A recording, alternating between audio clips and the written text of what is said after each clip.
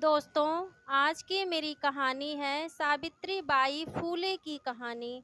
Savitri by फूले लक्ष्मी और खंडोजी नेवासे पाटिल की सबसे छोटी बेटी थीं। उनका जन्म एक दलित परिवार में हुआ था। उस समय दलित, पिछड़े वर्ग और महिलाओं को शिक्षा से वंचित रखा जाता था। सावित्री बाई फूले बचपन से ही पढ़ाई करना चाहती थीं। एक दिन वो अंग्रेजी की किताब लेकर पढ़ने की कोशिश कर रही थीं।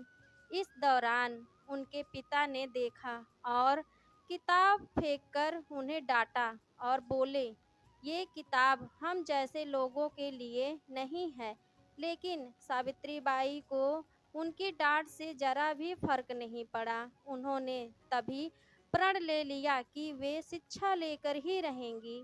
मात्र 9 साल की उम्र में सावित्रीबाई फूले की शादी ज्योतिराव फूले से हो गई। जब उनका विवाह हुआ तब वे अशिक्षित थीं और उनके पति ज्योतिराव फूले तीसरी कक्षा में पढ़ते थे।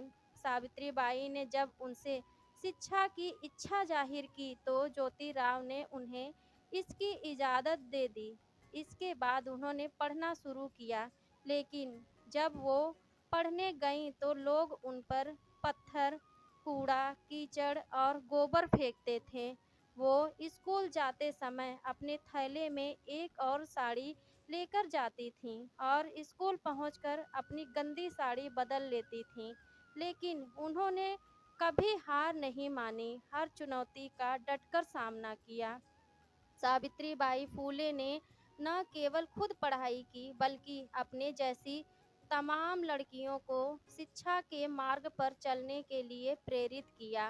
शिक्षा के लिए बालिकाओं को संघर्ष न करना पड़े, ये सोचकर सावित्रीबाई फूले ने सन 1848 में अपने पति के सहयोग से महाराष्ट्र के पुणे में देश का पहला बालिका स्कूल स्थापित किया और उस स्कूल की प्रधानाचार्या बनी। यही कारण है कि उन्हें देश की पहली महिला शिक्षिका का दर्जा दिया जाता है। उनके इस कार्य के लिए ब्रिटिश ईस्ट इंडिया कंपनी ने उन्हें सम्मानित किया था।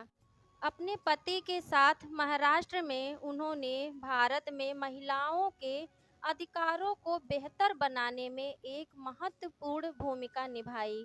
उन्होंने अपने पति के साथ मिलकर कई आंदोलनों में भाग लिया, जिसमें से एक सती प्रथा भी थी। उन्होंने शिक्षा के साथ साथ नारी को उनके कई अधिकार दिलाए। नारी मुक्त आंदोलन की प्रेरणा सावित्रीबाई फूले ने समाज में फैली छुआछूत को मिटाने के लिए भी कड़ा संघर्ष किया और जो समाज में शोषित हो रही महिलाओं को शिक्षित करके अन्याय के खिलाफ आवाज़ उठाना सिखाया। 10 मार्च 1997 को सावित्रीबाई फूले का प्लेग की बीमारी से निधन हो गया। तो दोस्तों, ये हैं वो महान महिला सावित्रीबाई फूले, जिनके बारे में शायद सभी लोगों को नहीं जानकारी होगी। हम महिलाएं और लड़कियां अगर स्कूल जा सकें, हमें पढ़ने का और स्कूल जाने का अधिकार मिला है, तो सिर्फ और सिर्फ इन महान महिला के वजह से। इन महान महिला को सत सत नमन। तो दोस्तों, आज की मेरी ये कहानी सावित्रीबाई फूले की जीवनी, उनकी कहानी कैसी लगी?